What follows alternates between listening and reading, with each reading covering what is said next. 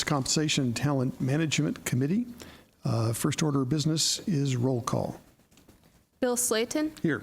Richard Costigan. Here. Richard Gillahan. Here. Dana Hollinger. Here. Henry Jones. Here. Priya Mather.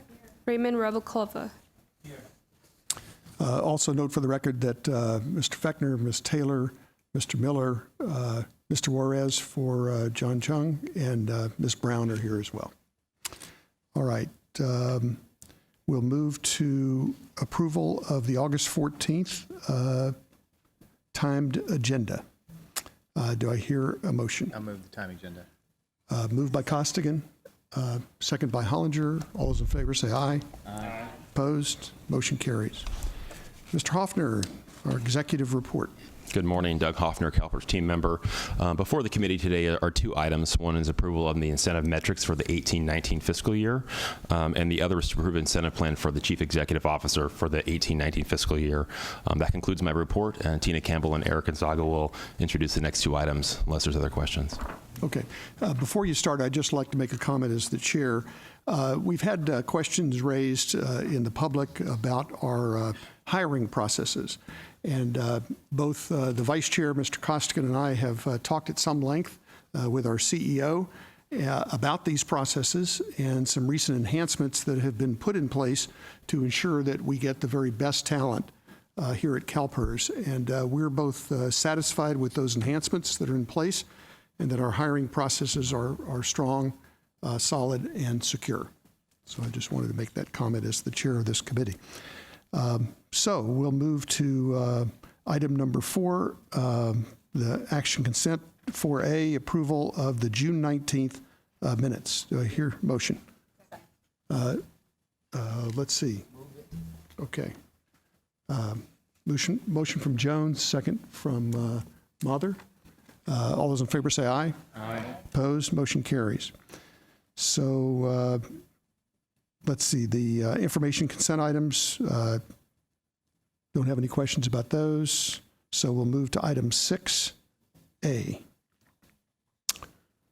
Okay. Ms. Campbell. Good morning, Mr. Chair and members of the committee. Tina Campbell, Calpers team.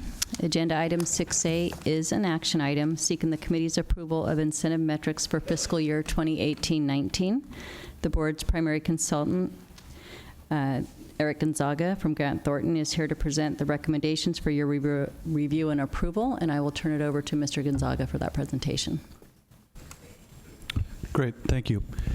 So today, what we are going to cover is just a quick overview of the various metrics and suggested modifications. Now, what I'll say before we get into this presentation is that I believe that the metrics are in a very good place right now. I think we have a very good balanced scorecard, which is very consistent with contemporary practices in terms of driving behaviors and alignment with what the strategies of Calpers are. And so with that, we're going to go over all 5 metrics that are currently used. A couple of them, we're not recommending any tweaks, and then there's a few where there's some very modest modifications, at the same time very consistent with what was approved in 2016. So with that, just a quick re-education. These metrics were put in place in 2016 after a pretty thorough process intended to enhance the annual incentive plan. And essentially what occurred is that we recommended, worked with the committee as well as with management in terms of identifying the strategies that are incentive worthy and putting metrics to them as the foundation in the core of driving behaviors at Calpers, certainly consistent with the strategic pillars, the strategic plan of the organization. It's a shared incentive plan with most of the executives sharing the great majority of all of the various metrics. Again, the whole point here is to ensure alignment of incentives at every level of the organization. So with that, the first couple metrics that we'll cover are total fund performance, which is how is the fund performing, and Invo CEM. how effective are we in terms of the investment office generating those returns on a efficient basis. The total fund performance metric, we're recommending no changes, same as always. Essentially what it equates to is best practice kind of payout slope measured relative to indices approved by the investment committee. Very consistent with contemporary practice, and the slope is appropriate in order to motivate performance relative to a very long-term strategic thinking process. Invo CEM, again, this is performed. The statistic is measured based off of a third party. Very neutral relative performance, both in terms of generated returns and how efficiently are those returns generated. We're not recommending any difference in terms of performance metrics for those two metrics. Very consistent with what we would expect, and I think they're still aligned and very much enforce the intended strategic behaviors. So, with that, we'll go into the three metrics that we're just, we gave it additional consideration with some suggestions. The first one is customer service. Again, one of your strategic pillars. Historically, what we've recommended and what we've worked on with the organization is an identification of two strategic questions. One is benefits timeliness. As a percentage basis, how high, how often are we meeting our expected service standards in terms of benefits payment timeliness? Very much a core operation of the organization. Secondarily, how satisfied are our customers? And it's based on a average of the two scores, based on the outputs, and we've come up with a matrices that was essentially based on historically high scores and measured, taking a look at average 2-3-year performance and targeted performance improvement, maximums at above historical levels that haven't been achieved before, and threshold levels at what would be deemed historical performance, still exceeding historical lows when the questions were first put in place or the methodology was first put in place. And so with that, we're not recommending, I know there was some consideration of is there an opportunity for modification to these metrics. We think the questions are still appropriate, and we think the degree of challenge is still appropriate, if only just thinking through historical payouts on this metric somewhere close to target as opposed to at maximum. And so with that, the scale that you have in front of you is it's an average of the two scores, and it's still consistent with the degree of challenge and the measurements that you've used for the last couple year period. So,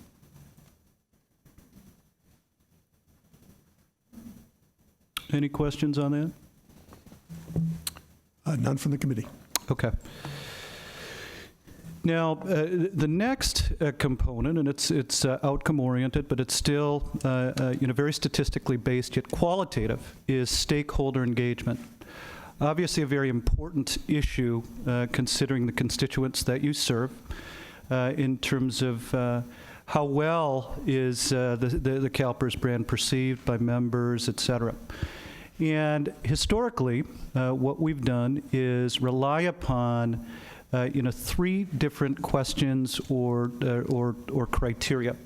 The first couple are questions related to, is Calpers sensitive to the needs of stakeholders? Does Calpers do a good job keeping stakeholders informed? And the final question is, on a scale of 1 to 10, how effective is Calpers in engaging with stakeholders?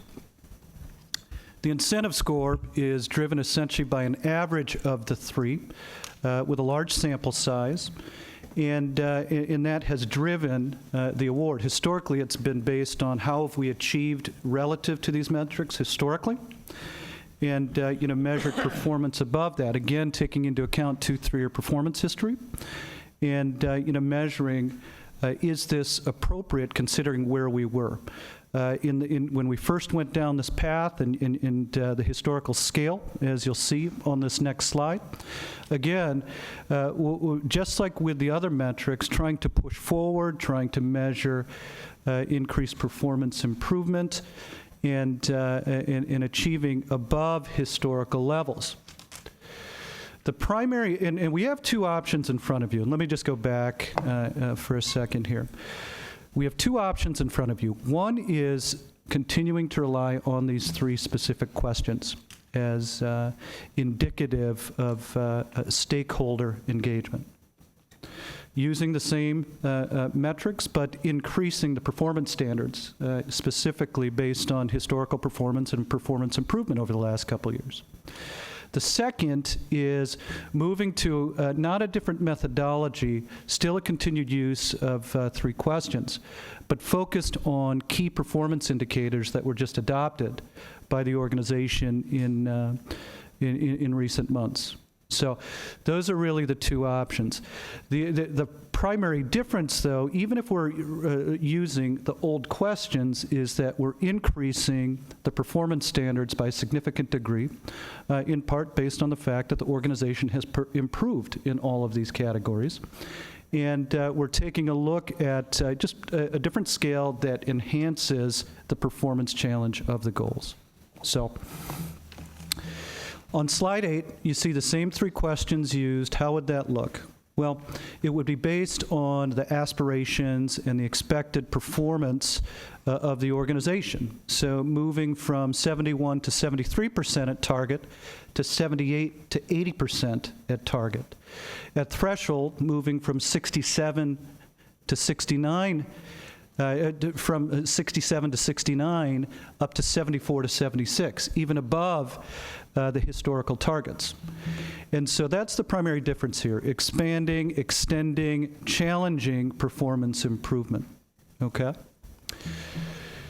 The new metric, if you were to adopt the KPIs, would move to these 4 KPI-related questions.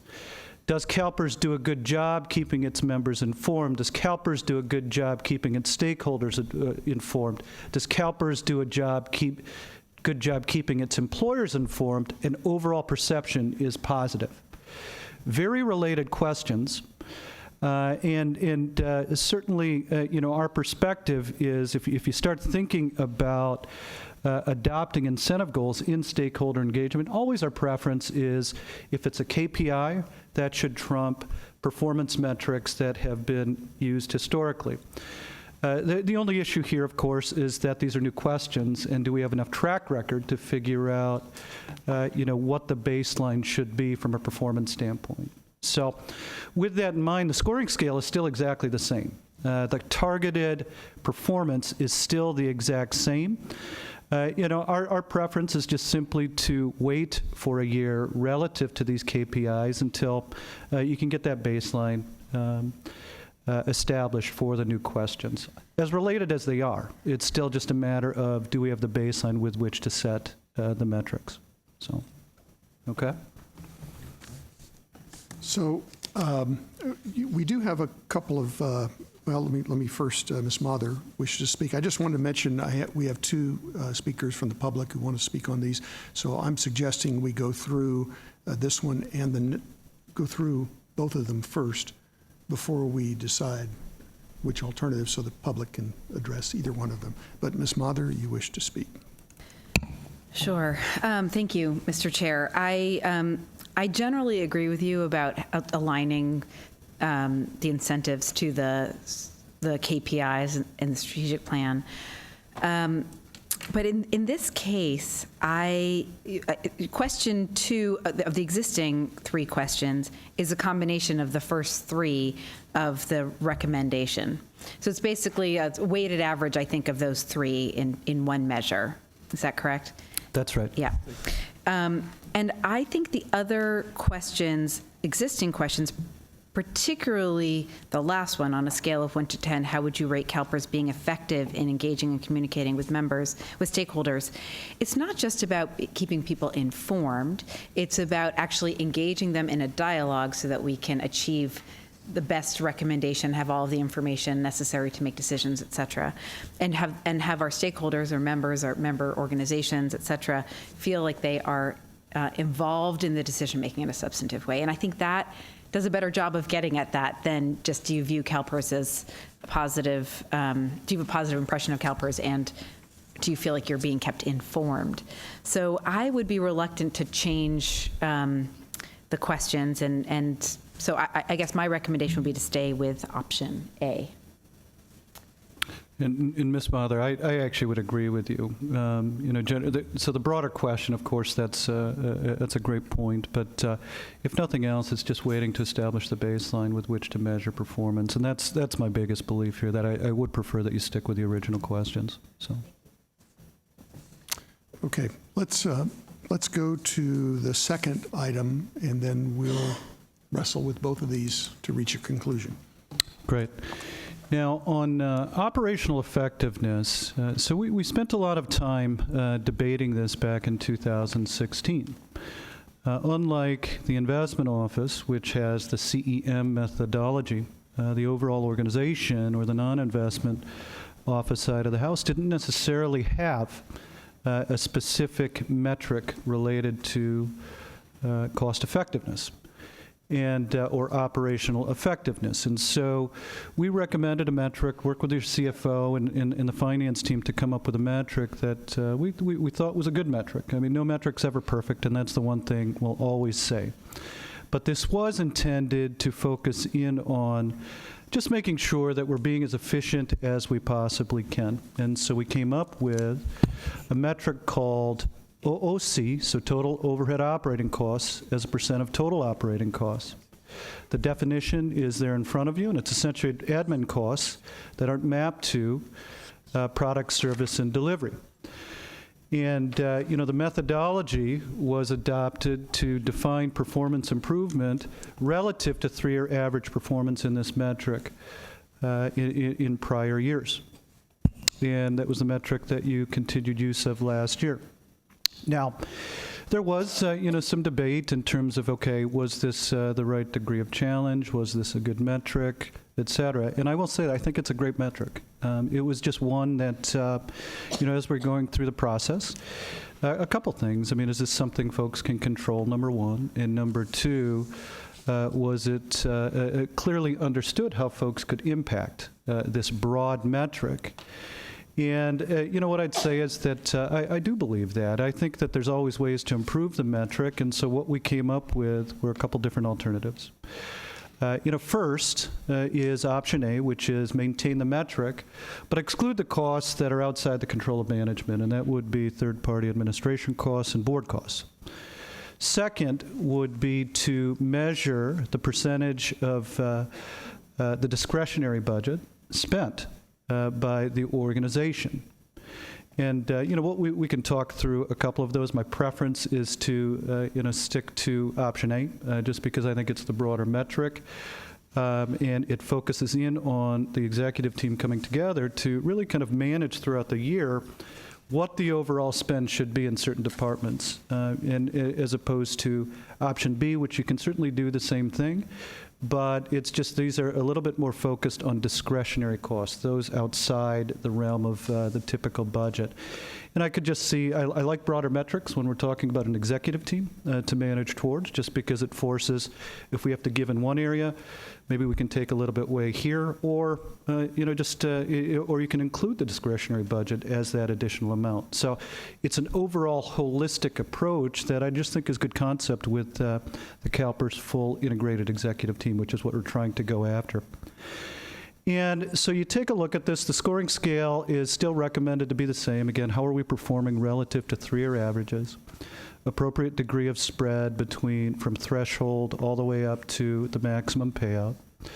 Evaluating it relative to 3-year performance, but again, excluding those elements outside the control of management. So hopefully that enhances management's ability to see that line of sight in terms of what can they control. And how can we make sure that we're spending judiciously. Now, you take a look at those metrics. We're not talking about anything that is that talks about cutting things by 5, 10, 15, 20 percentage points. It's managing to a degree of reasonableness. We're not encouraging. This is intended to manage efficiency of operations, not to do any harmful reduction in administrative spending. Just exercising judicious decision making when it comes to spend. So, first option is excluding the board and third-party administrative costs. Second is thinking through those additional discretionary spending options, and that would include operating expenses and equipment, temporary help, overtime. How much of that discretionary budget are we spending? And it measures all the way up to 100%, down to 95% in terms of threshold to maximum. Again, good metric, and it's something that if this was specifically where we thought the primary spend was, we should address it, we should focus in on it. But in this instance, I think this is a good metric to monitor. My preference is always particularly for executive teams, is a little bit more holistic metrics, and that's why I think sticking with the first metric, just exclusion of the board and the third-party administrative costs, would be my preferred option. So, Ms. Mather. Thank you. Well, I agree with you. As I recall, we considered something similar to option B when we were thinking about these metrics back in 2016. And one of the concerns with respect to option B is that you could always, through the budgeting process, put a little room in the budget, and then it would be pretty easy to beat the budgeted number. And not to imply that anybody here would do anything untoward, but that was sort of an easier number to game.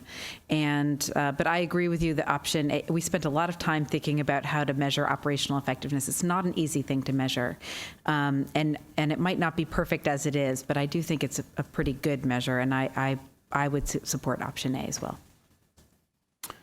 Okay.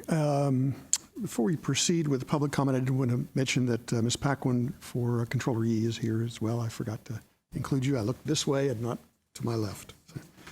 So we have two speakers on item 6A, Mr. Jelensik and Mr. Darby.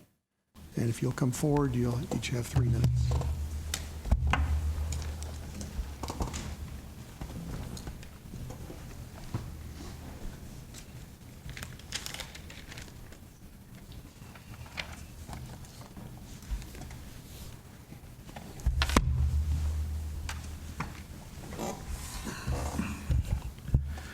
J.J. Jelensik, member of the system. My comments will sound familiar to what I said last month.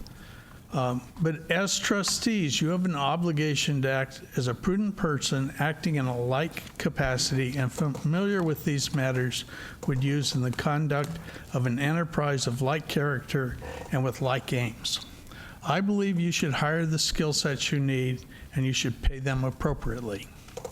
A paycheck is the compensation you get for doing your job. A bonus is for going beyond expectations. I do not believe it is the act of a prudent person to say, I will pay you a bonus for doing your job. It strikes me as even imprudent to say, I will pay you a bonus for almost doing your job. I urge you to reject the bonuses for doing or almost doing your job. It should not require a publicly embarrassing failure to put your bonus at risk. Additionally, the financial crisis showed that the damage from misaligned incentives can be tremendous. I again encourage you to set the investment expectations on a risk-adjusted basis. If you take more risk, you should produce more returns before you collect a bonus. I know the fiscal year has started. However, I would encourage you to either raise the standards now or have staff and the consultant come back with a new plan. Thank you. And on 6B, I will, which I didn't ask to speak on, the same comments apply. And in many ways, 6B falls out of 6A. So what you decide on 6A will obviously have a clear impact on what you decide with 6B. Thank you. Committee members, Chair of the committee, Al Darby, RPEA, Retired Public Employees Association. We share Mr. Jelensik's concern about incentive pay for under the benchmark performance. You'd never find that in private industry. Secondly, there's an issue of how to adjust for anomalies in the system in customer service. If there's some disruptive event that produces a lot of extra calls into the system, this is going to impact the measurements of the system unless there's some system whereby you can adjust for, or in one way or another find a way to determine how to adjust for that in the bonus system.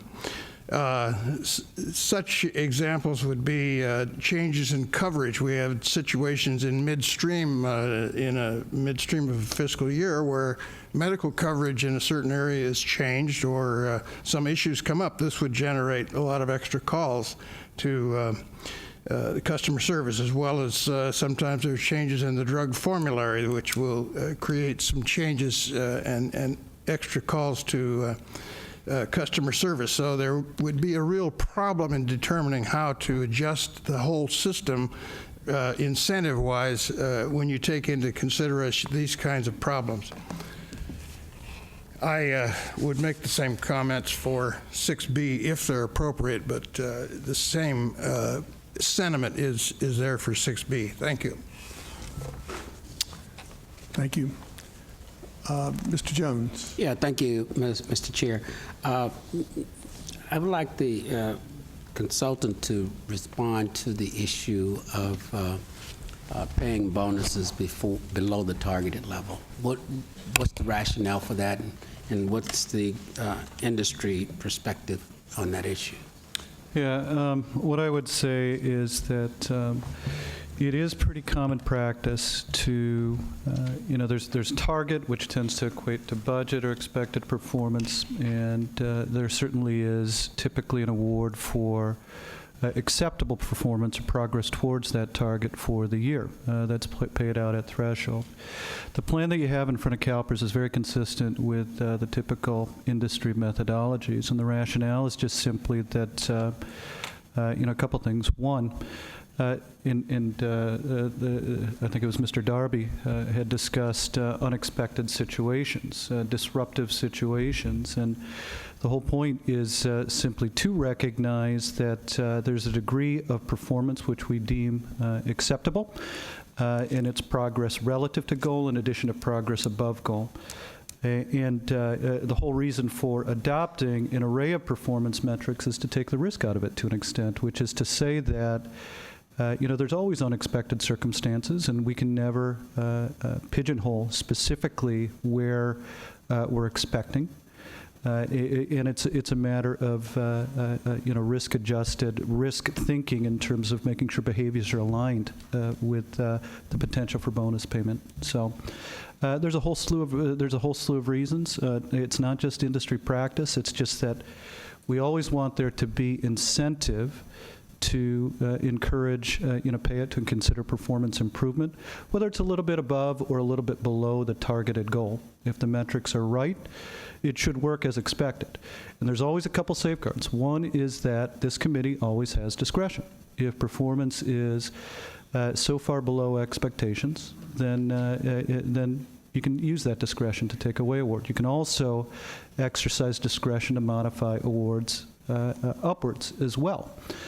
This system, it is intended to be outcome-oriented. At the same time, it's intended to provide this committee with the safeguards with which it can manage this judiciously. So, but if you are making adjustments after the fact, then where's the consistency over time? I mean, because sure, we have the discretion of making changes, but if we're making changes after the fact, the volatility could be going up and down on a regular basis. So how do you reconcile that? No, that's right. And it really is just to say, if you're going to exercise discretion, because it tends to be based on unexpected circumstances that weren't contemplated at the beginning of the year. And so that's really where discretion comes into play. I just know, just to build on Mr. Jones's question, when you look at the total fund payout ratios and variance, this is on chart 4, you'll see that although there is a payout for meeting the benchmark, if you drop below, it is skewed pretty radically. You go from 0.76 down to 0.05 and then right to 0. So it is skewed for the positive performance rather than skewed to compensate for negative performance. But I think it does represent, and I tend to agree, the variability of the marketplace. You could have a sudden movement that can change things pretty radically in a relatively short period of time in the whole measurement scheme that we're looking at. So I'm comfortable with these measurements the way they are. I think we're going to have a new CIO coming in. I think you're going to probably see some modifications in our investment plan, I would hope, from a new CIO with new ideas, new thoughts. So I think we have to pay attention to this and see where it takes us after this initial period. So let's talk about the 2 items for potential modification, which is the stakeholder engagement. Let's take that one first. What's the sense of the committee? We have 2 options, option A and option B. Ms. Mather. Is it appropriate to make a motion at this time? Sure. I would move option A, to retain the existing questions and align the scores with the KPI average. Okay, motion from Mather, second from Hollinger. Any further discussion on that particular item? Seeing none, all those in favor say aye. Aye. Opposed? Motion carries. So let's move to, so that is option A on the stakeholder engagement. All right, everybody clear on that? Okay, so now we'll move to the second one, which is operational effectiveness, and we have option A and B. What's the pleasure of the committee? I would also move on operational effectiveness, option A, to maintain the metric, but exclude the board and third-party administrator costs. All right, motion for option A. Is there a second on the motion? Second. Second from Gillihan. Any further discussion on the motion? Seeing none, all those in favor say aye. Aye. Opposed? Motion carries. All right, we'll now move to 6B.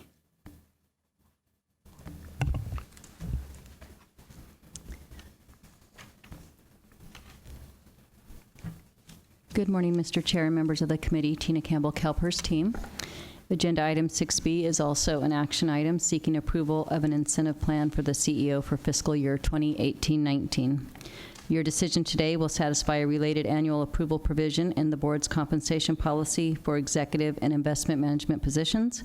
The board's primary executive compensation consultant, Eric Gonzaga from Grant Thornton, is here to present the recommendations for your review and approval, and I'll now turn it over to Mr. Gonzaga. Great. Thanks, Ms. Campbell. What we have in front of you, and you all should have this,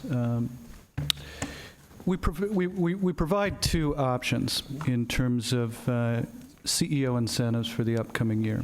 And I'm not so sure we need to go in heavy detail into either one, because they're actually they're options that I think you probably have some familiarity with, even the second option. The first one, obviously, you do, which is to keep things as is. And really what that means is consistent with historical practice. 25% of the annual incentive award would relate to qualitative assessment of the leadership priorities that you've set forth for the CEO historically. And they are board support, open and transparent communication, efficient organization, supportive leadership, customer satisfaction driven, and team member engagement. All of these areas, historically, the committee has reviewed the CEO's performance on a qualitative basis, and a score just like kind of like the incentives, but on a qualitative basis. How do you score 0 to 1.5, and it impacts the incentive award accordingly. So that is 25% of the weight of the annual incentive plan currently. The remaining 75% of the award is distributed up amongst those outcomes that we defined earlier in terms of total fund performance, enterprise effectiveness or operations, customer satisfaction, stakeholder engagement, et cetera. And so recommendation 1 is to keep things as is. Now, if you wanted to do something differently, our recommendation would be just to strip off that 75% and equate the award relative to those leadership priorities that we discussed earlier, where it's essentially scoring the CEO on a qualitative basis across all of those specific categories. The primary reason for that recommendation is twofold. One, it does give you an opportunity to review the CEO on a qualitative basis, which is very important. And it places more emphasis on that qualitative assessment. The second component is that it's something that you're used to doing and could fit in well with your processes. And so that's really why we have that other option. You could do something like come up with different outcomes for the CEO, things of that nature, but I'd prefer to stay away from that just because we have the executive team fully aligned with what we believe are the right performance measure categories. So why create a second set of outcomes for the CEO, and the CEO is responsible for running the full organization? So those are the two options. One is keep as is. The other is discretionary assessment consistent with what you've done historically, but expanding the weights. My preference has always been just to keep the CEO in the same plan as everybody else, primarily because I think that it's important to ensure alignment at the upper levels of the organization and keep incentives aligned fully, and there's shared risk reward all the way through. So. And as usual, the first person on the microphone is Ms. Mather. Thank you, Mr. Chair, and thank you, Mr. Gonzaga. I think it's been worthwhile that we've had this conversation over the past several months about what is the appropriate way to incentivize the CEO, and should it be different in any way from the rest of the team. I just keep coming back to the fact that having the right alignment between the CEO all the way down through the organization is really the best practice, and that obviously she is leading the organization. She is ultimately responsible for the performance of all of the people underneath her, and so it is important that she be accountable in the same way. And so I've come down to the conclusion that keeping the current course, the existing metrics is the appropriate way to proceed. And so with that, I don't know if we need a motion to retain the existing structure, or if so, I would so move that we entertain a motion. Yeah, I would move that we retain the existing structure, incentive structure. I would second that. All right, so we have a motion from Mather, a second from Hollinger. Don't have any other buttons pushed. Mr. Darby, you addressed 6B. Do you wish to speak, or you're done? Okay, you've made your comments. Thank you very much. All right, I tend to agree with this. You can come up with 1,000 different compensation plans, but in reality, having one that drives down through the organization, starting at the top at the CEO, I think makes sense. I think it is best practice, and so it seems to be a right way to go. We could play with this for forever, and I assume in future years we will make adjustments to this as we see how well it works. I like the idea of holding the entire management team accountable for results, and that's why the quantitative part is there. But that qualitative part is so important because of the job we have to do here at Calpers and all the people we have to represent and take into account as we make our decisions. So I think it's a good balance between those two things. So I see no further speakers on it. We have a motion on the floor. Is that it? No? Nobody else pressed their button? Motion on the floor. All those in favor of the motion signify by saying aye. Aye. Opposed? Motion carries. All right, we move to item number 7, summary of committee direction. Mr. Hoffner. I didn't hear any. You didn't hear any. We can come up with something for you. That's okay. Okay. All right. Before I adjourn the meeting, the next meeting is governance. Governance, we're going to break for lunch. Governance will be at 1 o'clock. Meeting adjourned.